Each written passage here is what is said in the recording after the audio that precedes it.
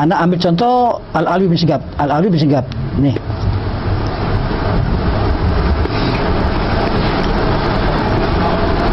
Tuh. Kenapa anak bisa tahu nama antum dengan mudah? Karena kuncinya di satu nama Muhdar. Muhdar. Ini Habib Muhdar ini orang yang suka berjalan kemana-mana. Sehingga anaknya ada di Sangir Talaut. Tahu di Sangir Talaut? Pulau Sulawesi yang di ujung kepala Sulawesi itu dekat Filipina tuh, Sangir Talaut. Dia punya anak namanya Yusuf. Nih, tulis Yusuf nih. Jazirah Sanger, ditulis. Salam Jafar. Jazirah Sanger. Ayo. Kemudian ini namanya ada namanya Alwi. Antum yang Muhammad ini. Di mana tuh? Solo. Tuh. Nah, ini Husin di Sewun, ini Muhdar di Bogor. Umar di Bogor nih. Ini Umar bin Muhdar di Bogor. Ini karena mereka terpisah jauh. Ini yang Abdurrahman ini di Mentok. Di mana Mentok, di mana Bogor, di mana Sangit, adik-beradik. Ayo. Kalau tidak ada Habib Alim Ja'far, ente bukan Sayyid. Dan ditulis bukan nasab ente, adik-beradik ente punya moyang. Helmi bin apa, Bib? Husin bin Abdullah bin Muhammad. Ini dia nih. Ini Abdullah bin Muhammad tuh. Jadi untuk memastikan bahwa Helmi Sayyid, siapa tulur abahmu, siapa tulur njitmu, kemudian perkawinan dia, dan disaksikan oleh ada sekian banyak metodologi untuk memastikan, oh Helmi Sayyid, oh ini jalurnya Helmi ini. Nah, ini bisa dipelajari Syed Helmi, bukan tidak bisa dipelajari. Semua yang ini kalau anda mau cek satu persatu bisa dicek semua nasab. Saat ini pun bisa dicek. Cuma kita saat ini bukan dalam rangka untuk mengcek nasab kita. Cuma anak untuk menunjukkan bagaimana apinya seorang Habib Ali bin Ja'far di dalam menjaga nasab. Maka anda bilang tadi, kalau orang mengholkan satu orang individu, dia menyimpan ribuan nasab gutub-gutub disimpan. Ini dahsyat ini Habib. Nah, insya Allah dengan keberkahan dia hari ini, insya Allah kita mendapatkan sesuatu yang lain daripada yang lain. Ya. Dan ini Anda bilang tadi, estafet kepemimpinan, estafet nasab ini harus berpindah kepada yang muda. Anak sudah dekat 50, nunggu sudah. Kalau ibarat orang sudah naik, mau turun nih pelan-pelan. Iya, boleh. Ikut bahkan ke Bandung. Sampian, Fadol. Faisal. Ya akhir, fi amanillah. Di Surabaya, Ani masuk ke dalam. Ya akhir, fi amanillah Habib. Nanti ya, ntar kita ke SMS-an. Sip, fi amanillah. Minta maaf ya. Bib, ada apa SMS Bib ya? Ya, terima kasih banyak. Jadi kebersamaan di dalam nasab, kepedulian alawin muda, dan satu, Anda lupa bicara tadi satu. Sebelum Anda bicara satu ini, ada satu cerita. Iya, sebentar Habib, Anda bicara, abis Anda sudah keluar. Sebentar. Di dalam pergaulan Anda, di dalam Anda mempelajari nasab, Anda ketemu beberapa orang orientalis. Orang-orang yang mau menghancurkan Islam. Di dalam ini mereka berpikir, dia bilang, kenapa Alawi ini setiap bergerak dalam satu komando? Seperti mereka ini punya garis komando yang sama. Diselidiki sama mereka. Bahkan di tahun 1820-an itu ada satu orang Belanda, Van den Burg, mengarang koloni Hadramaut dan koloni Arab Nusantara. Dia ceritakan secara detail tentang kehidupan orang Hadramaut di Indonesia, di Palembang begini, di Pontianak begini. Dia sebutkan senarai bangsa Al-Hamid, bedakan Al-Hamid ini sama Al-Hamid ini. Al-Junaid, bedakan Al-Junaid ini. Dia secara detail. Nah, mereka menyimpulkan pada akhirnya komando Alawi adanya di nasab. Adanya di nasab. Jadi untuk menghancurkan perjuangan Alawin, untuk mengacau balaukan dakwahnya, kacaukan dulu nasabnya. Jadi kita jangan mau sekarang ini, Anda bilang Anda cukup senang di mana-mana dasawarsa tahun 2000-an itu anak-anak muda di setiap pelosok bangkit untuk menjaga nasab. Fadhil Habib. Ya. Jadi ini saat-saat antum anak muda estafet ini, pengetahuan nasab ini harus berpindah tangan. Iya. Ini kita bicara santai, yang ada halangan mau keluar nggak apa-apa. Boleh-boleh saja. Ya. Nasab ibu dia Al-Balhi terjaga ditulis oleh Ja'far, keluarga Al-Balhi. Tapi kalau orang nggak belajar puyeng. Jadi Habib Ali bin Ja'far bukan hanya menjaga nasab-nasab orang Hadramaut, non Hadramaut pun ditulis sama beliau. Dan zaujah itu sendiri kan Al-Musawi Al-Kazimi Al-Baghdadi. Aisyah binti Abdullah bin Abdul Ma'bud bin Ahmad, kalau salah baru bin Hidir bin Jarjis, dan nasabnya rapi. Dahsyat kali Habib Ja'far, luar biasa dahsyat. Terus ini kita udah diwarisin kok nggak mau mengkajinya. Dan kembali lagi, ini menjadi pelajaran seluruh dunia, terutama kaum-kaum intelektual. Waktu mengadakan hall ini, Al-Faqir mencoba melihat keadaan mereka. Begitu kita buat situs, dalam sekejap yang paling banyak melihat Indonesia itu orang Amerika. Ada kepentingan apa dia melatih nasab? Sebelum An-Nasabah, berapa kali kita buat situs yang paling banyak berkunjung itu mereka cari ini kita orang. Artinya mereka menjadikan ini perhatian yang khusus akan diri kita. Kok kita yang punya diri tidak perhatian sama kita? Jadi contoh Anda tadi, andai kata masih Anda di sini, Anda berangkat lagi tanggal 15 berangkat ya.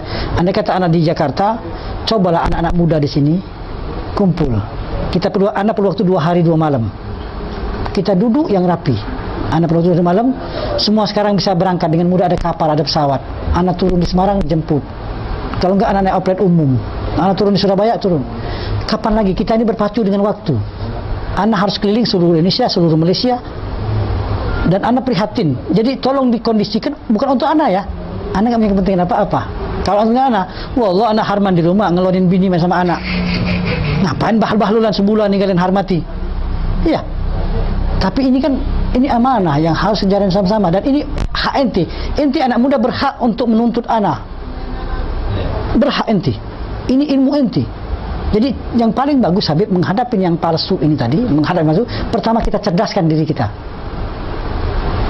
Pertama kali, andai kata alam ini cerdas, yang palsu mikir mau ngaku-ngaku sajid, mikir panjang lebar.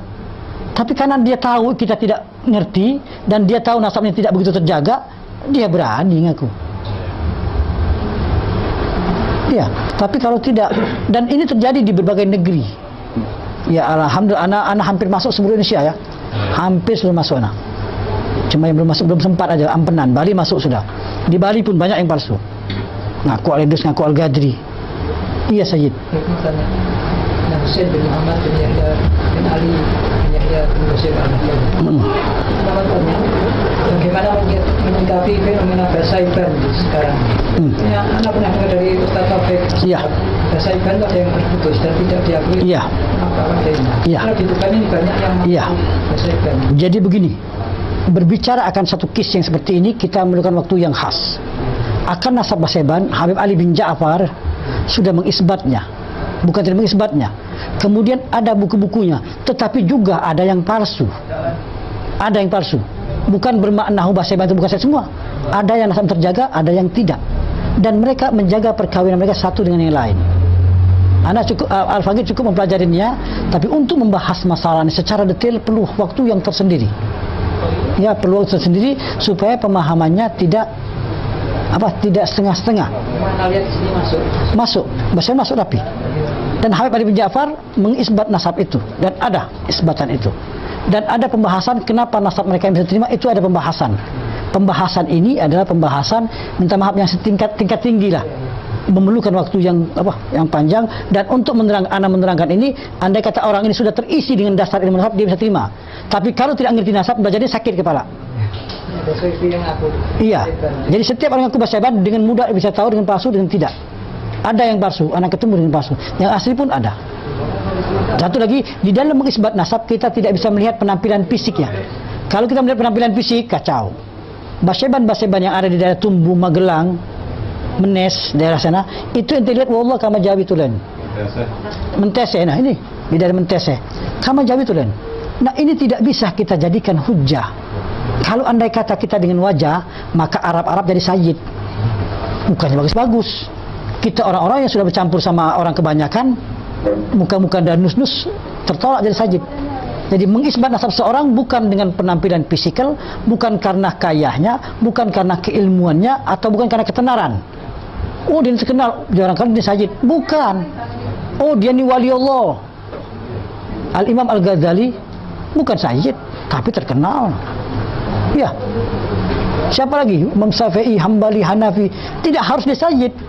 Ini tidak mentang-mentang terkenal sedikit langsung menjadi sayyid. Nah, itu kembali lagi untuk mengisbat, mengiyakan atau tidak mengiyakan seorang sayyid ini dengan ilmu. Dan minta maaf kalau di dalam nasab, pengalaman orang di dalam nasab, kalau dia belajar nasab itu 5 tahun, itu tingkat ini TK. 5 tahun dulu di nasab itu tingkat TK. 10 tahun sudah tingkat SD, 15 tahun oke dah. Dan 15 tahun itu daim, terus tidak henti ya. Tapi kalau hanya hit and run, duduk keluar nggak bisa. Dan di dalam nasab harus totalitas.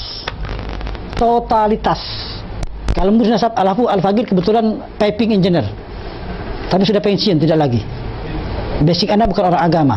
Anda melihat nasab, makanya kalau bicara nasab, Anda melihat nasab dari sisi ilmiah ya, dari sisi ilmu pengetahuan. Ya.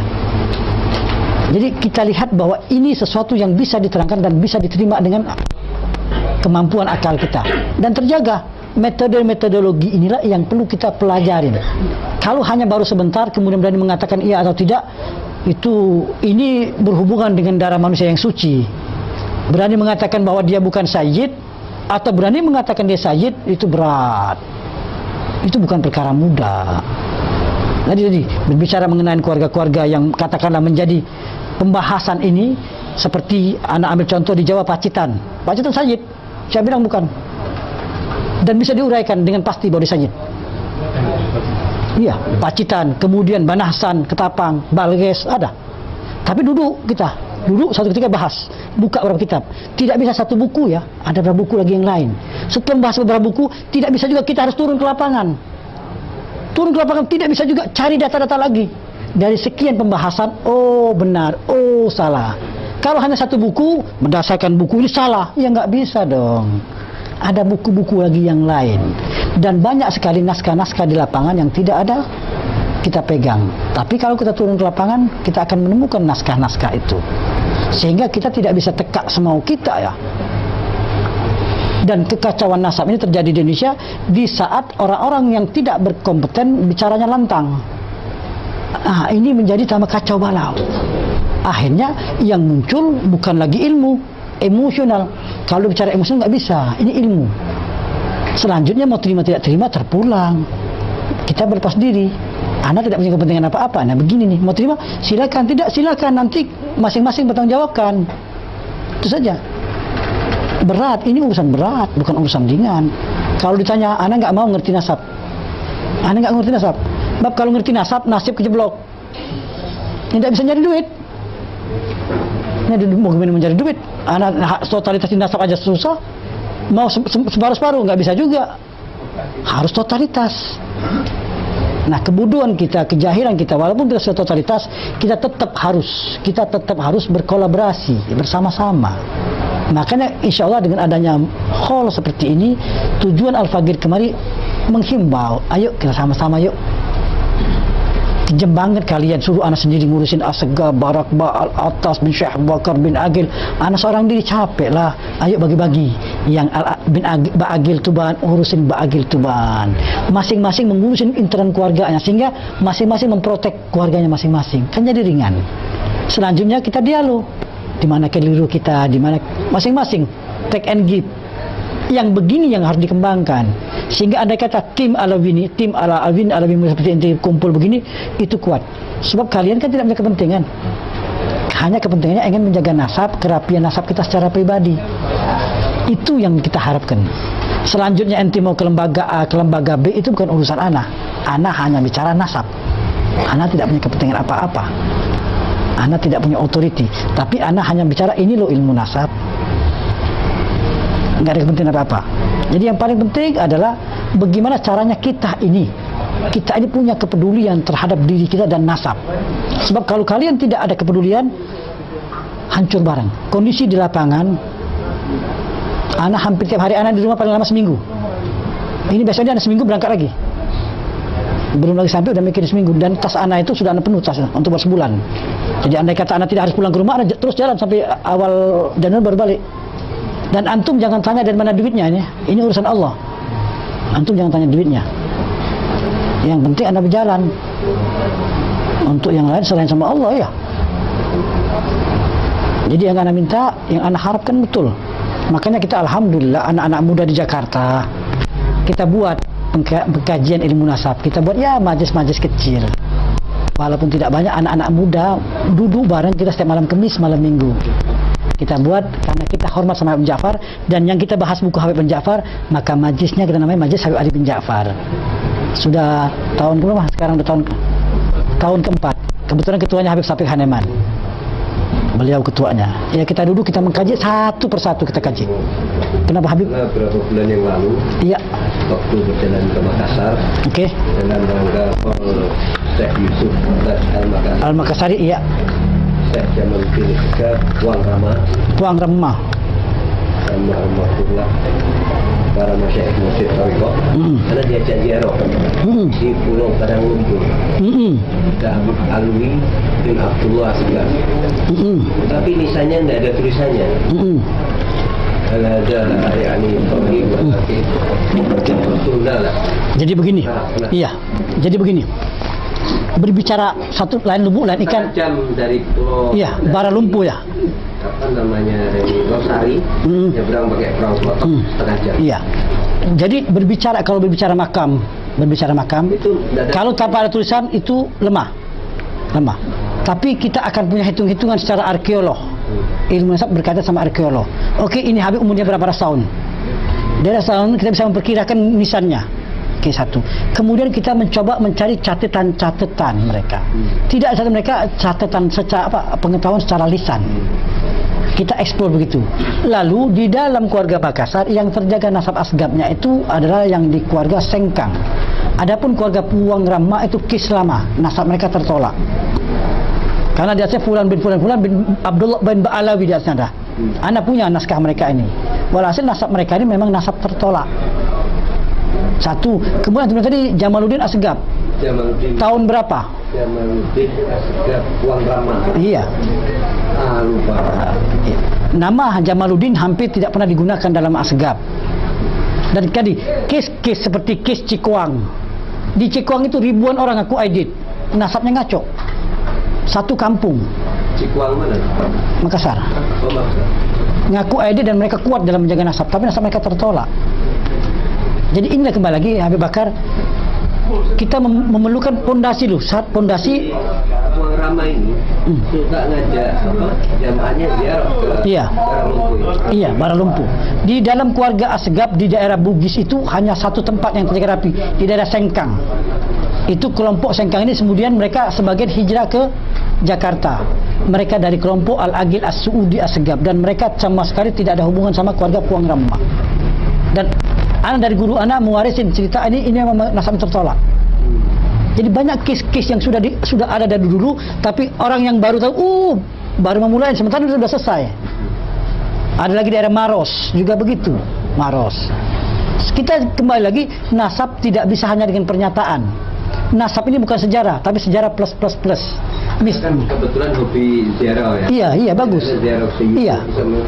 Diajaknya ke sana gitu. Iya. Ini kan pengetahuan buat kita. Cuma kembali lagi kita tidak tergopo-gopo ya. Sebab kembali lagi nasab ini tidak hanya pengakuan langsung jadi. Begitu orang ngaku mana data-datanya, ambil data sekian banyak semua.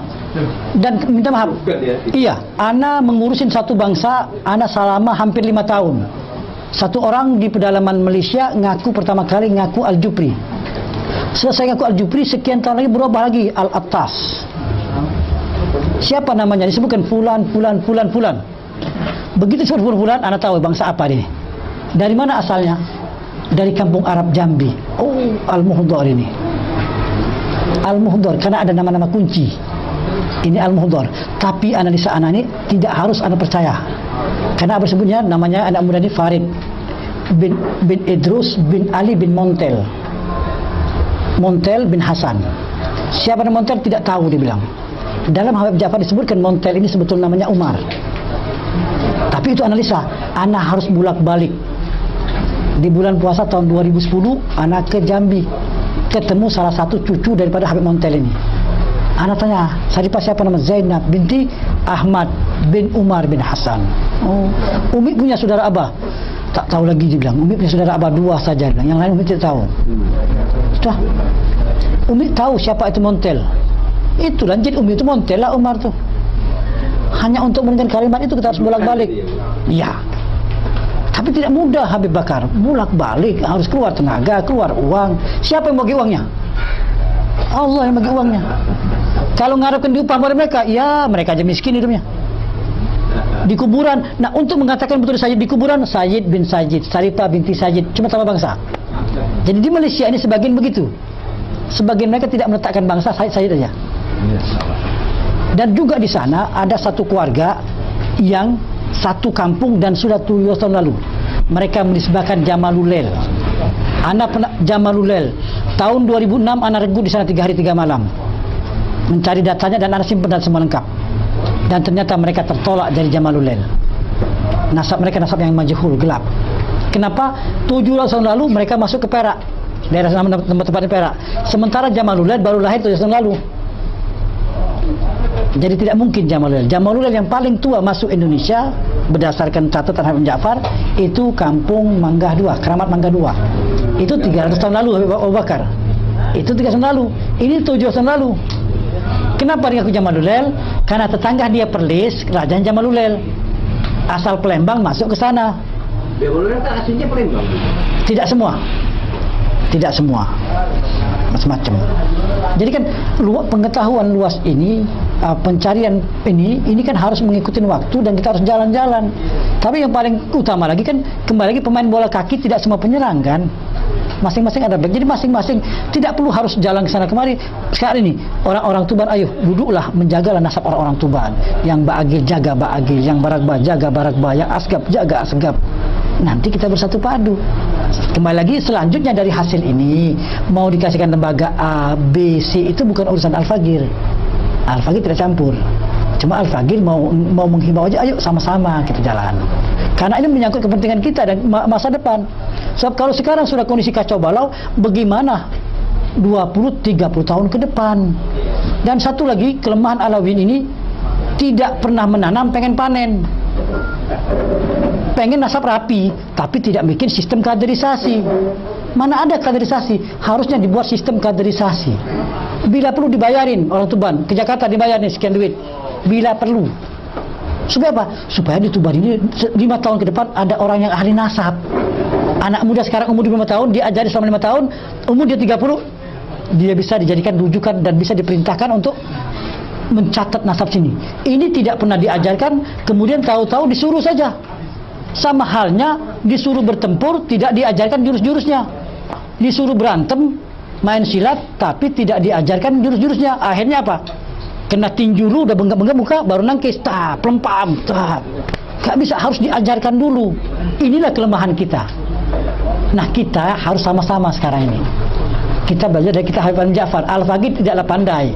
Mungkin sedikit yang ada ini, yuk kita berbagi. Ana pikir sederhana, Ana minta. Dan bukan buat Ana ya, buat Alawiyyin kebanyakan. Buat semua Alawiyyin yang ada ini.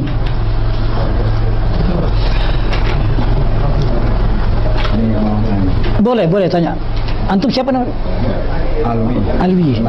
Ustaz Alwi. Oh. Tahu. Udah mampir. Udah.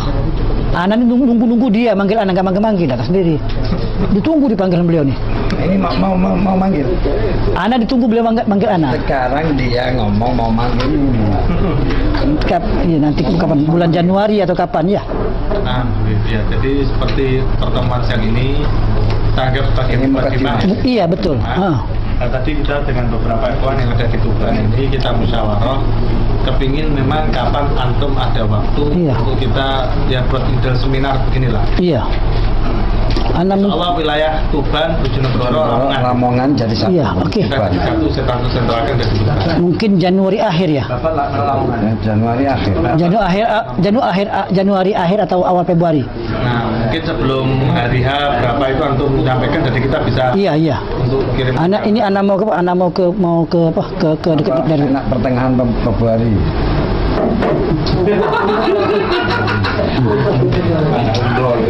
Bukan mau ngebarengin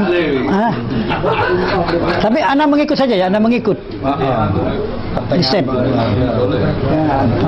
ya makanya untuk menyesuaikan nanti itu jalan iya sesuaikan lah itu kan perkiraan iya nanti kasih telepon anak sama anak kita SMS-an lah iya penting Bib iya wallahi penting banget ini Masya Allah luar biasa iya luar biasa dan ini semua Alawiyyin punya hak, antum punya hak nuntut anak untuk anak mau tahu, nanti tuntut anak. Kalau anak sudah ngajarin, tanggung jawab anak selesai. Selanjutnya terserah antum, anak sudah mau tahu. Tapi sekarang antum punya hak. Ini sekarang ini kan kita ini kan masing-masing kan bercerai-berai. Masing-masing. Tapi kalau kita sudah bersatu padu di sini enak. Dan kembali lagi, Ana tegaskan, Ana tidak punya kepentingan apa-apa. Ana hanya pengen nasab rapi. Itu saja. Dan bagus. Ya silakan sini. Kalau untuk pengadilan itu syarat minimal apa biayanya? Oh, jumlahnya. Enggak, syarat-syarat untuk Syarat yang pasti adalah nasabnya rapi. Nasabnya rapi. Nah, yang pasti, yang paling utama nasabnya rapi dulu. itu pengadilan. Iya, pengkaderan. Kalau mau di Jakarta, yang mau ngikut di Jakarta, kita seminggu 2 kali. Jadi kita ada 7 buku, kita akan bahas satu-satu buku dan perhalaman-perhalaman bahas. Tapi sebelum perhalaman-perhalaman itu perlu waktu paling tidak 3-4 bulan itu untuk membangun pola pikir dasar nasab dulu. Setelah pola pikir nasab dibangun, baru belajar membaca buku nasab. Enggak, jadi tadi apa itu persyaratannya apa tadi? Nasabnya rapi. Nasabnya rapi. Terus minimal apa? Dia apa? Setelah nasab rapi apa? Tidak lagi, itu yang paling utama. Yang lain ente boleh ngerti bahasa Arab, bagus. Tidak ngerti pun tidak apa-apa. Oh gitu. Boleh ngerti bahasa Arab, bagus. Tidak ngerti pun bukan berarti ente tidak boleh belajar. Iya. Tidak ada syarat yang harus, tapi nasab yang harus rapi. Mau belajar. Iya, dan ingat, belajar nasab bukan buat tentang-tenteng. Itu nasabnya enggak pernah belajar tuh. Iya. Iya, Said. Antum punya siapa? Mustafa tadi. Amal tadi. Anak bicara atas nama Profesor Jepara, kebetulan ini bisa dari Profesor Jepara. Iya. Kapan punya Jepara? Nanti kita Jepara pasti. Oh, ahli bidin ya. Iya. Beneran anak. Boleh. Ahli bidin. Anak ini ada Iya, kenal. Iya, berarti ini aja selesai, Pak. Selesai daripada Jepara Tuban. Iya. Boleh, Bu. Meskipun data